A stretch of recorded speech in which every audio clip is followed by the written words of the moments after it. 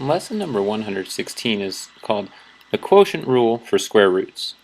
Our first problem says to write in simplified form, we have the square root of 5 over 3.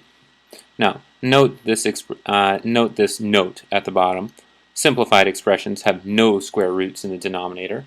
So simplified expressions, well, if we were looking at 5/10, we know 5/10 equals 1/2, and that's a simplified expression because we've taken 5/10 and reduced it to its lowest terms. What we're trying to do here is reduce to our lowest terms as well. So if we have the square root of 5/3, this is going to be equal to, remember this quotient rule says we can have the square root of 5 over the square root of 3.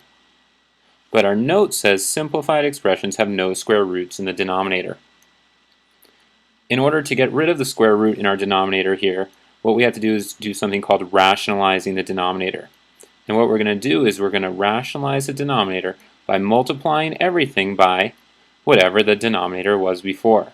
So we're going to take the square root of 3 times the square root of 3. Square root of 3 times the square root of 3 is going to be the square root of 9. And we know the square root of 9 is equal to 3. So suddenly we have no square roots in the denominator anymore. But we know when we write equivalent equations, equivalent fractions, we're going to multiply by the same thing in the numerator that we did in the denominator. So the square root of 5 times the square root of 3 is going to be the square root of 15. Square root of 15 can't be simplified any further, so our final answer is going to be the square root of 15 over 3. And now we're all done. Now I pre-wrote this, and on the bottom of the page you can see what rationalizing the denominator is. Multiply square roots times themselves to make them a whole number. And we only want to do that in the denominator in order to write a simplified expression. Please pause the video now if you need more time to copy this down. Let's look at our next example. Here we have 4 plus the square root of 3 all over the square root of 2. So what we need to do is we need to rationalize the denominator. And we're going to do that by multiplying by the square root of 2. Square root of 2 times the square root of 2, well, that's equal to square root of 4. And we know the square root of 4 is going to be equal to 2. Now we also need to take this square root of 2 and multiply it by the numerator. So what we're going to get 4 plus the square root of 3 all times 2. Let's put this in parentheses so we can see that this is multiplication.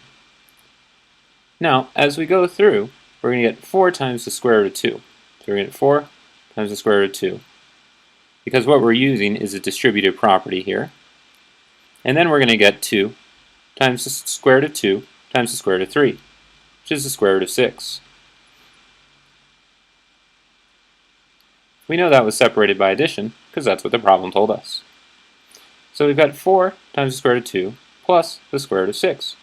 Well, we can't simplify that any further.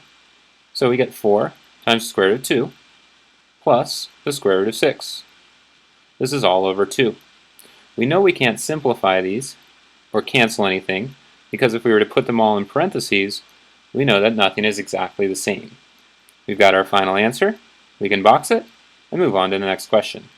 We've simplified this expression by rationalizing the denominator. Our next problem asks us to simplify again. We have 2 plus the square root of 15, all divided by the square root of 5. So if we simplify this one, let's rationalize the denominator. We're going to multiply the square root of 5 times itself, which is the square root of 5. We'll do that in the numerator as well, but we'll do that step second. This is all going to be equal to square root of 5 times the square root of 5 is the square root of 25, and the square root of 25 is just 5. So you can see we've got our denominator. Now let's put this in parentheses, and then we're going to use our distributive property. If we look at what this looks like, we're going to have 5 square root of 5 times 2, which is going to be 2 times the square root of 5, plus we have the square root of 5 times the square root of 15.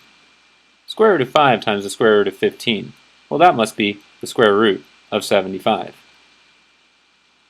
But this can be simplified because the square root of 75 can be broken down into, well, we've got 2 times the square root of 5 plus the square root of 25 times the square root of 3, and this is all over 5.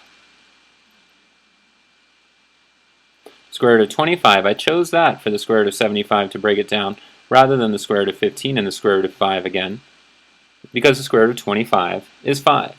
So this is going to be equal to 2 times the square root of 5, plus, and remember the square root of 25 is 5, all times 3, 5 times the square root of 3.